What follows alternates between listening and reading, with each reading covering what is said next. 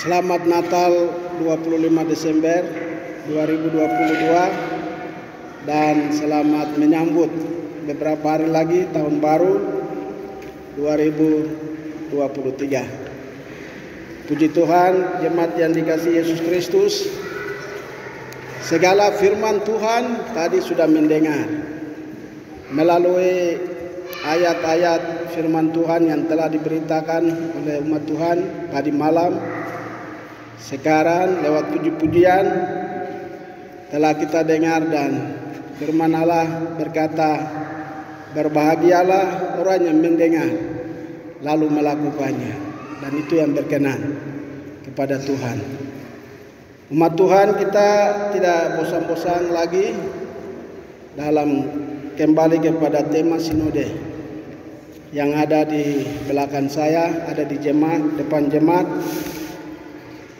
Kita di dalam Yesaya 9 ayat 1 pergi ke ayat 2 dan Efesus pasal 5 ayat 9 ini. Kita sudah baca,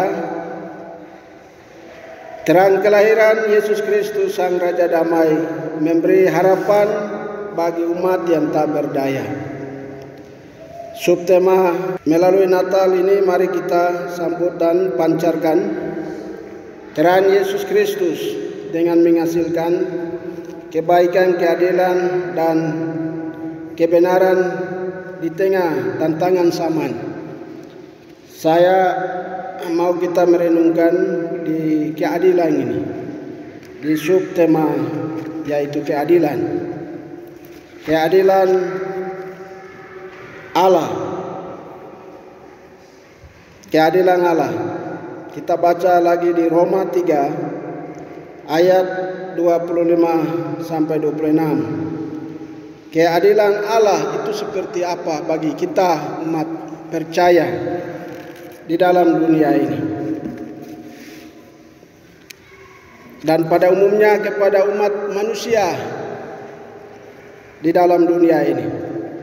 Roma pasal 3 ayat 25 sampai 26. Kristus Yesus telah ditentukan Allah menjadi jalan pendamaian karena iman dalam darahnya. Hal ini dibuatnya untuk menunjukkan keadilannya, karena ia telah membiarkan dosa-dosa yang telah terjadi dahulu pada masa kesabarannya. Maksudnya ialah untuk menunjukkan keadilannya pada masa ini, supaya nyata bahwa ia benar dan juga membenarkan orang yang percaya kepada Yesus. Inilah keadilan Allah bagi dunia. Keadilan Allah bagi dunia adalah Kristus Yesus telah ditentukan Allah menjadi jalan pendamaian karena iman dalam darahnya. Dan setiap orang yang percaya akan mendapatkan keselamatan daripada Allah. Ini keadilan Allah. Ya, Allah memihak kepada umat yang tak berdaya. Allah memihak kepada umat yang tak berdaya, yaitu kita manusia, yang adalah keturunan Adam dan Hawa. Ini adalah umat yang tak berdaya, tak mampu menjangkau hadirat Allah yang Maha Kudus, hadirat Allah yang Maha Mulia, hadirat Allah yang penuh kuasa. Karena kita manusia adalah daging, kita manusia adalah darah, kita manusia adalah orang yang dilahirkan sebentar dan kembali kepada Allah dengan sebentar juga. Sehingga keadilan Allah datang dari pihak Allah untuk menyelamatkan saya dan saudara, kita semua sebagai orang-orang yang percaya kepada Tuhan.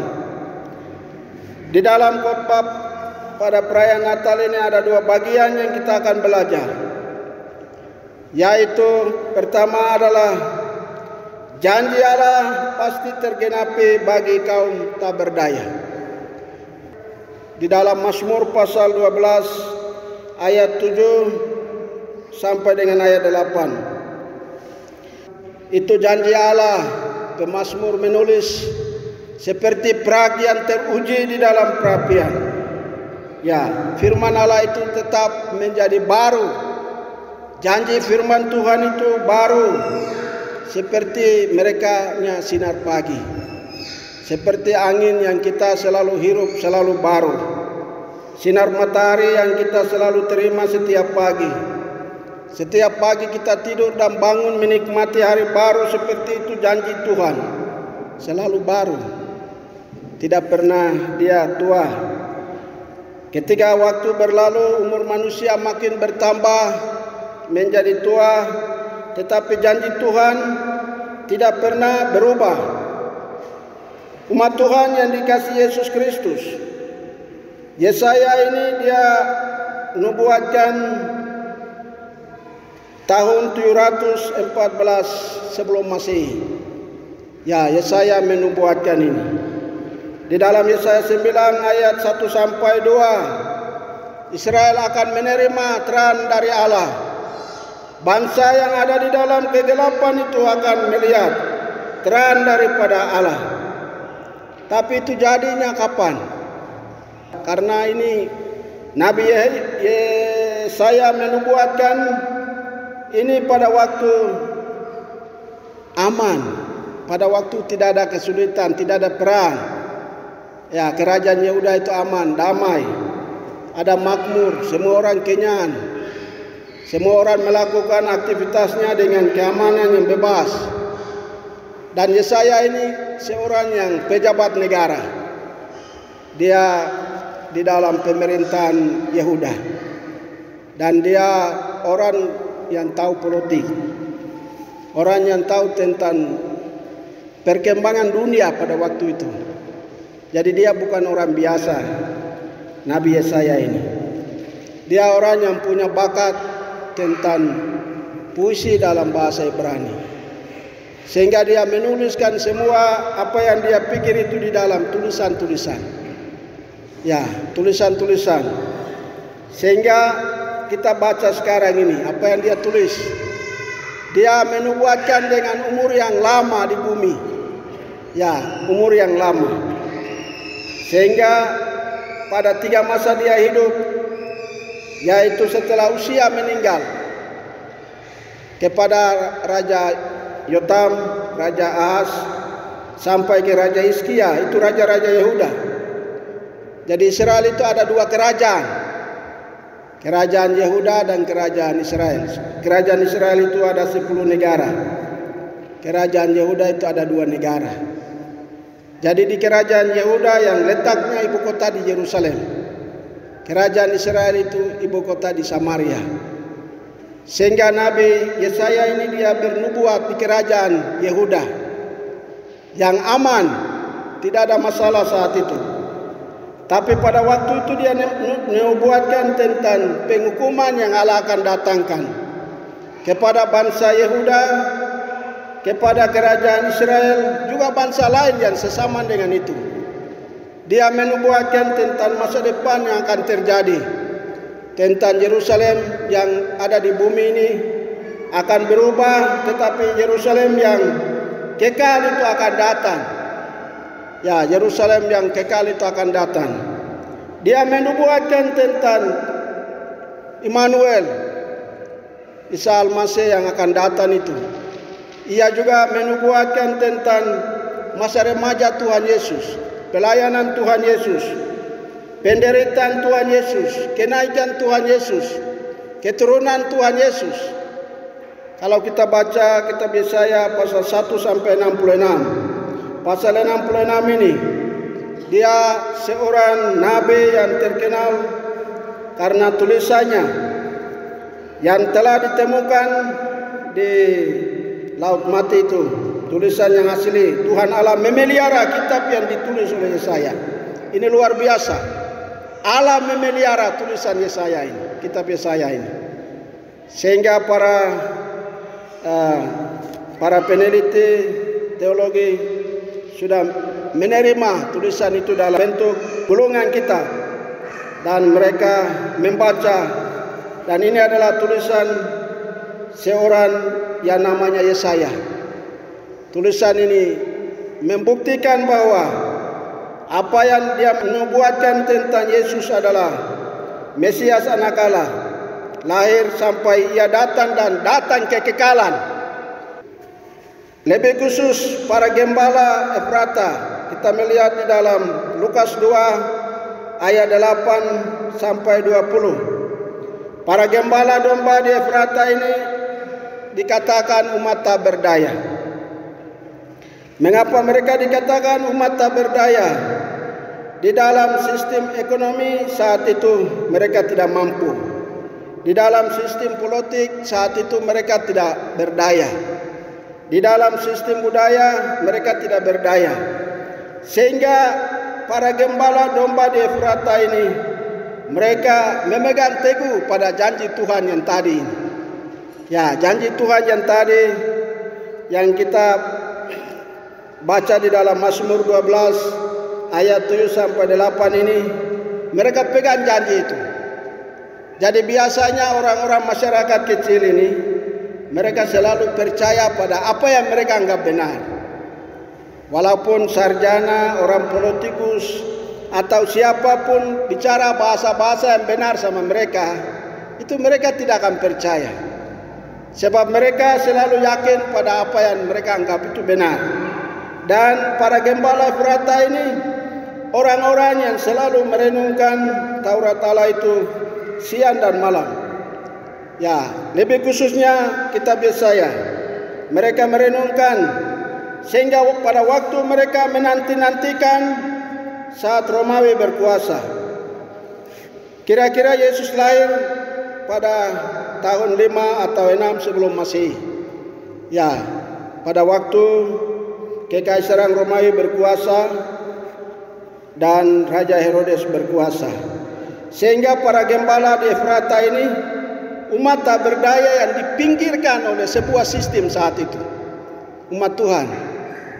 Mereka bukan ahli Taurat seperti kita pendeta sekarang. Nah, seperti majelis, tidak. Mereka bukan orang-orang yang aktif di dalam sinagog atau bait Allah. Mereka ini orang yang siang malam bekerja di dalam rutinitas. Ya, mereka ini yang selalu pegang pada kebenaran. Kita pendeta, majelis, orang-orang dalam gereja itu kadang bisa salah. Karena kita ada di dalam perubahan. Tapi orang tidak berdaya itu kadang-kadang mereka teguh pada keyakinan. Keyakinan apa yang mereka benar itu mereka tetap pegang. Seperti para gembala domba di Efrata ini. Ya, mereka pegang pada janji itu dan ketika berita datang, mereka bersukacita. Kita baca di dalam Injil Lukas pasal 2 ayat 11 ini. Satu orang boleh berdiri dan baca. Lukas pasal 2 ayat 11. Hari ini telah lahir bagimu juru selamat, yaitu Kristus, Tuhan, di kota Daud. Ya, ketika menanti-nantikan pengharapan janji Allah di dalam hati, selalu orang bersukacita, senang. Ya, karena apa yang diinginkan telah dijawab oleh pihak yang lain. Demikian juga orang para gembala domba ini. Mereka mendengar apa yang Tuhan Allah, apa yang mereka inginkan, Tuhan Allah sudah menjawab. Ya, sehingga pada waktu itu mereka bersukacita.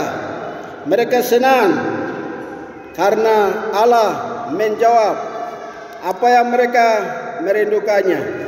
Jemaat Tuhan yang dikasihi Yesus Kristus, janji Tuhan bagi setiap kita dalam kehidupan ini selalu ada. Selalu ada. Yang penting di sini para gembala domba ini mereka menjaga kekudusan dan juga menjaga terhadap iman. Yesaya menyampaikan kepada Yehuda itu mereka harus percaya kepada Yahweh Sebaot dan Kadosi Israel. Yahweh Sebaot itu Allah yang besar, Allah yang kekal, Allah yang berkuasa di langit dan di bumi ini, Yehuda harus percaya. Ya, bagaimana janji Tuhan akan terjadi kalau umatnya tidak berpegang teguh pada Yahweh Sebaut? Bagaimana umatnya tidak melakukan kadosi Israel atau kekudusan Israel? Kemuliaan Tuhan tidak akan memerintah kalau umatnya tidak berpegang pada iman, yaitu kepada Allah yang berkuasa dan kepada Allah yang Maha Kudus.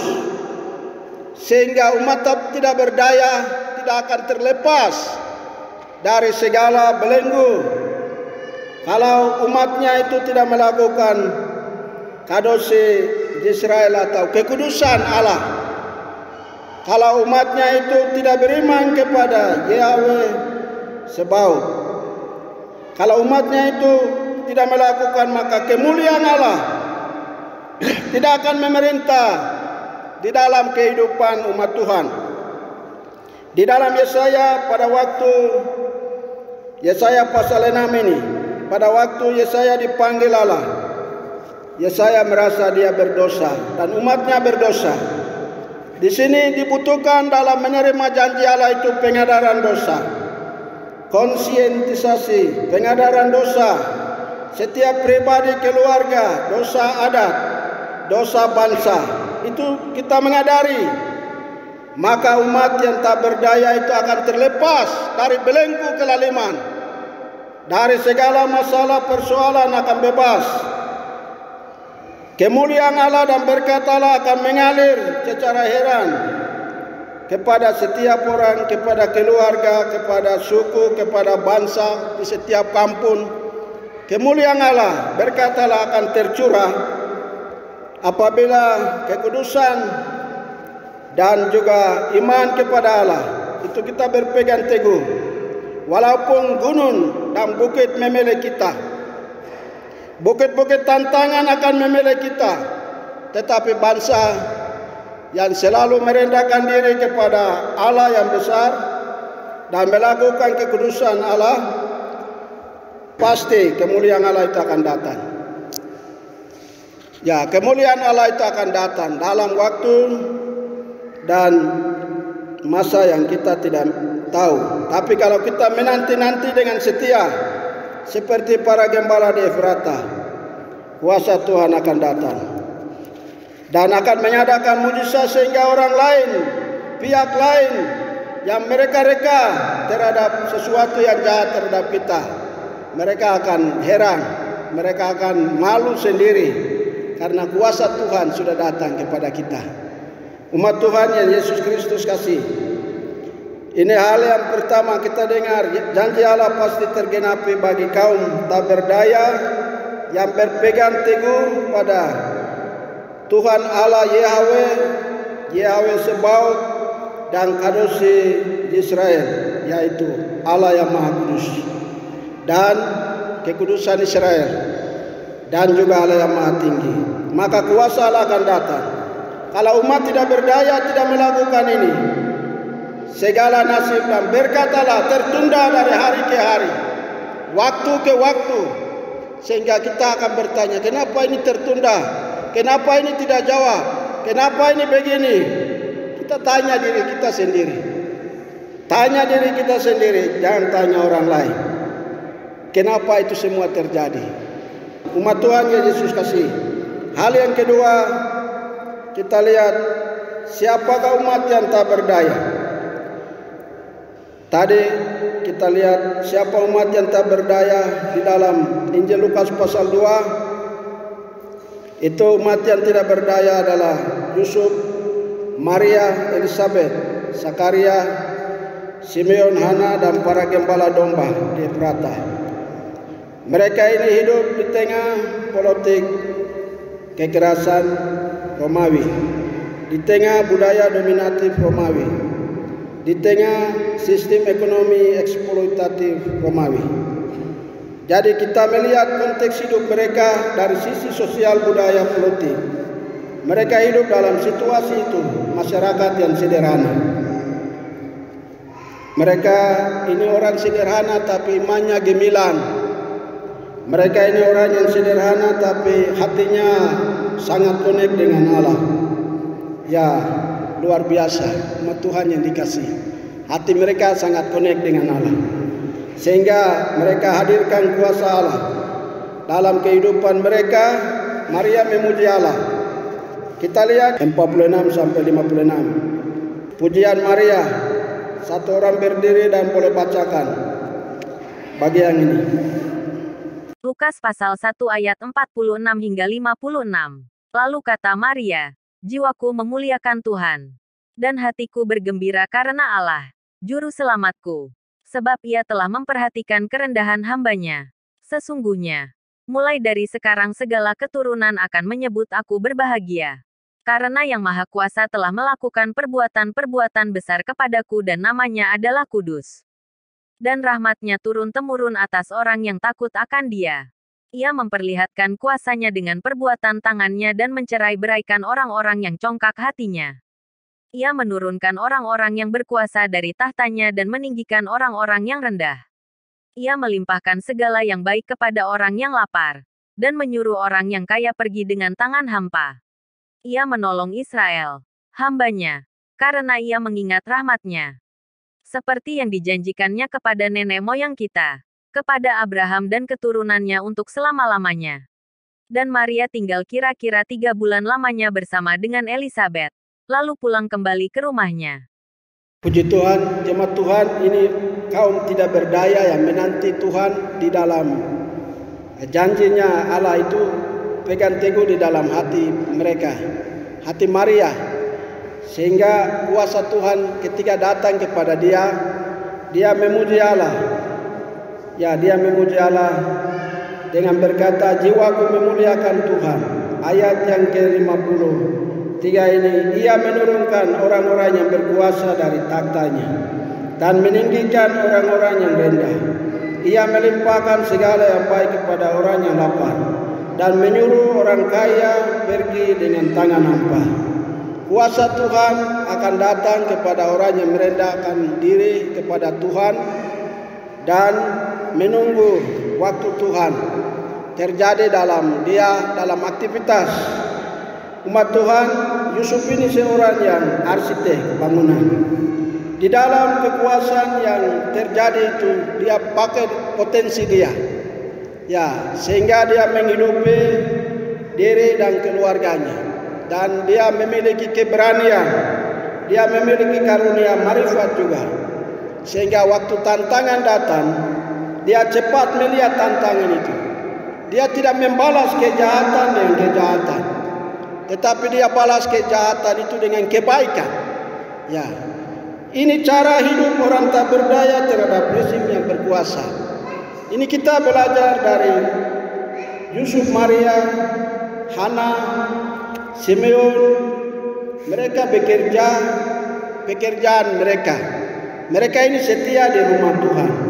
Mereka setia berdoa. Mereka setia dalam firman Tuhan. Orang yang membenci mereka mendoakan. Ini nasihat Tuhan Yesus kepada kita di dalam Injil Matius pasal 5, 6, 7. Itu kita baca. Bagaimana orang yang mereka-reka kejahatan kepada kita. Kita mendoakan. Ya, kita mendoakan mereka. Ini cara hidup kaum tak berdaya terhadap rezim yang berkuasa.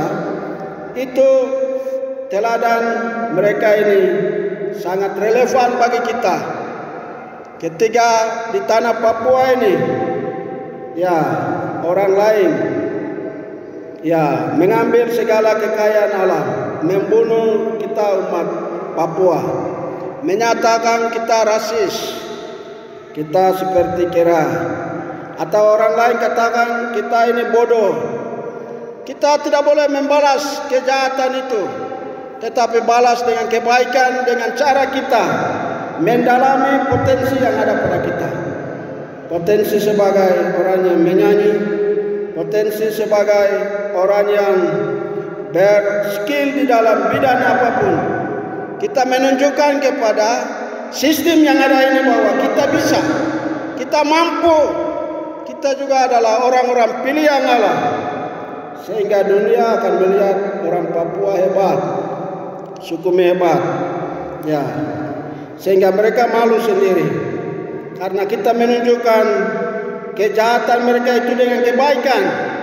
Kalau ketika mereka mulai racuni makanan, kita balas dengan kejahatan, itu melahirkan kejahatan yang lain, sehingga tidak ada titik temu di dalam dunia ini. Ya, kita harus melekat pada iman yang ada, pada cara yang ada pada kita. Kebaikan-kebaikan, kita berikan kebaikan. Tema sinode ini, kebaikan, keadilan dan kebenaran pada kita. Kalau kebenaran itu datang, dia tetap benar. Kalau dunia menggelapkan kita, kebaikan itu, dunia menutup kebenaran itu. Tapi kebenaran Allah itu tetap kebenaran Allah. Kebaikan Allah itu tetap kebaikan Allah. Keadilan Allah itu tetap keadilan Allah. Jadi dunia tidak dapat menggelapkan atau menutupi kebenaran yang Allah sudah tetapkan. Jadi umat Tuhan, cara hidup orang tak berdaya terhadap rezim yang berkuasa. Kita di tanah Papua itu banyak menyakiti hati kita orang Papua. Emas, tembaga. Akhir-akhir ini dunia heboh dengan Papua ini penuh dengan uranium. Ya, uranium itu apa? Orang bikin nuklir itu. Ya, persenjataan senjata yang lebih luar biasa itu. Itu ada di Papua. Seluruh dunia buka mata. Semua mau rebut ini. Apa? Minyak saja di satu pulau pasir itu Australia dengan Indonesia ramai bicara. Mereka mau ambil itu. Sedikit lagi mungkin akan sudah perang. Ya, dunia sedang mencari kekayaan. Sehingga kita yang hidup sebagai umat tak berdaya ini, apa yang kita ikuti? Kehidupan orang-orang beriman yang tadi kita sebut ini menjadi renungan bagi kita, refleksi bagi kita. Jemaat Eklesia, suku-suku yang ada di Papua, suku ini adu domba juga banyak. Ya, adu domba. Keluarga, saudara, suku, sehingga iman kita kepada Yahweh Sebaot dan Kadosi Israel, ya, kuasa Allah selalu tertunda. Kuasa Allah ada di pihak orang yang tak berdaya, tapi selalu tertunda di dalam kehidupan kita. Mari sebagai orang yang percaya, kita mempersiapkan segala yang ada pada kita, mempersembahkan kepada Tuhan yang berkorban dirinya bagi kita umat manusia. Renungan kita pada saat ini sampai di sini, dan Tuhan memberkati kita semua. Tadi tema yang kita berikan adalah keadilan datang dari pihak Allah. Jadi keadilan yang datang dari pihak Allah ini tidak dapat dibatalkan manusia.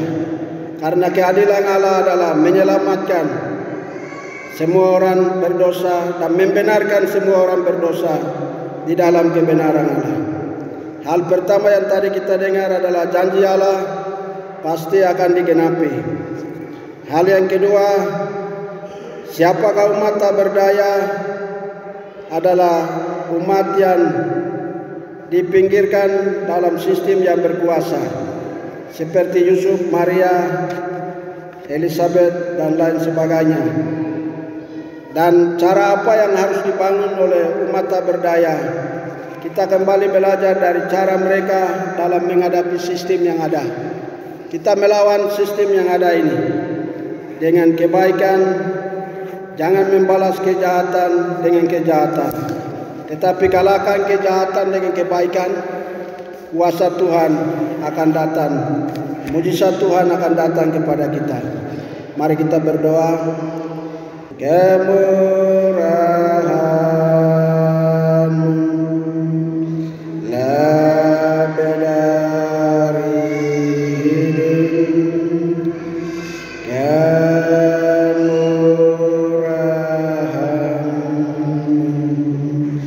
labda dari hidup.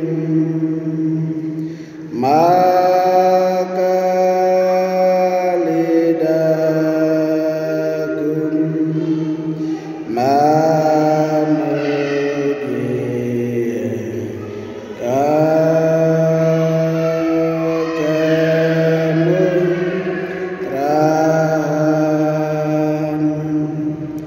lebih dari hidup. Kita hidup di tengah dunia dengan berbagai sistem yang kita tidak berdaya. Kita kembali kepada iman yang dibangun oleh tokoh-tokoh Alkitab, yaitu Yusuf, Maria, Elizabeth, Simeon dan Hana, dan para gembala domba yang ada di Efrata, di mana mereka dalam potensi kuasa iman yang mereka miliki, bakat talenta yang mereka miliki, kesempatan yang mereka miliki, mereka menghadapi segala bentuk kejahatan. Dan kejahatan yang saat itu mereka kalahkan dengan kebaikan, sehingga kuasa hadirat Allah datang dalam kehidupan mereka.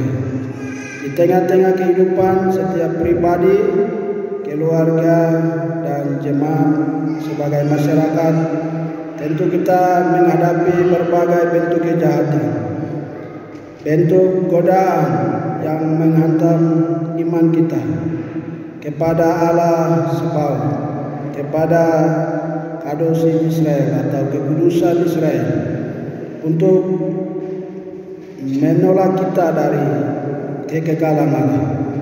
Karena itu setiap kita sebagai orang yang percaya kepada Tuhan, kita kembali kepada iman mereka dalam menghadapi tantangan di tahun 2023 yang kita akan masuk ini. Segala kondisi kesehatan kita kembali kepada kita. Segala pekerjaan kita kembali kepada kita. Umur kembali kepada kita. Kekuatan kembali kepada kita. Sejauh mana hati, pikiran kita lari kepada Yahweh Sebaot dan kepada kadosi Israel yang Yesaya mengumandangkan, yang sudah ada di dalam hati para gembala dan tokoh-tokoh iman, menjadi bagian terpenting di dalam jemaat eklesia, menjadi bagian terpenting di dalam kami pendeta penginjil, para majelis, ibu-ibu perkawan, kaum bapa, anak-anak sekolah minggu dalam jemaat ini, untuk menghadirkan kuasa otoritas Allah dalam kita mengalahkan segala kejahatan dengan kebaikan Allah, kuasa yang ada pada kita. Ini menjadi satu harapan bagi kita, sehingga segala mujizat dan kuasa Allah akan ada di pihak kita, sehingga dunia akan melihat bahwa Allah mereka, Tuhan mereka, Roh yang ada dalam mereka, kuasa yang ada dalam mereka lebih besar dari kuasa di bumi. Kita semua diberkati oleh Tuhan, maka kami semua menjadi alat-Mu. Setiap umat-Mu, jemaat eklesia, para pendeta penginjil, majelis, ibu-ibu, anak-anak sekolah minggu, pemuda, anak-anak baik, Tuhan memberkati. Kuduskan, lindungi kami, kuduskan di dalam kekudusan. Memberi kami keadilan di dalam keadilan, memberi kami kebenaran di dalam kebenaran. Berkati kami sekalian, pakai kami, beri kami kuasa. Engkau mau pakai kami sehingga melihat satu tanda heran kepada tanda heran yang lain dalam kehidupan kami masing-masing.